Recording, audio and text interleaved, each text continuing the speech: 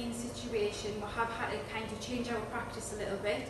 Obviously not on the values that ODPs have, but in the way that we work. We do know that obviously elective surgery has been cancelled, but as we work in the NHS, we work in private sectors, these operations do still need to be carried out. So with our key workers, we do know that emergency operations aren't going to stop because of COVID-19. We know that trauma is not going to stop because of COVID-19, and we also know that obstetrics, so for women who are coming in, who are in labour, who might be having caesarean sections, we know that they're not going to stop. So we do really need our ODPs to use all of the skills which are transferred to those varieties of different specialities in order for, obviously, for us to get through the situation. And we also have had a little bit of a reshuffle in the way that we work. So, for example, we are able to use our transferable skills in other departments, such as ITU wards or other critical care departments. So we are able to go over there and actually take our skills, help other people out, and to make sure that we are providing the best care for our patients.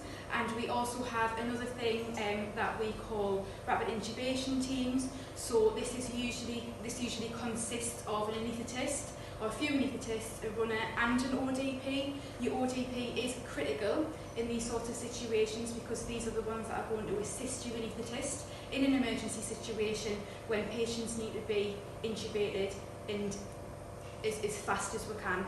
So on these sorts of teams in a typical day, we would come in, we would check that out, have all of our equipment readily available to intubate someone, whether that's going to be in an operating theatre, if it's going to be on a ward, or if it's going to be in intensive care situations.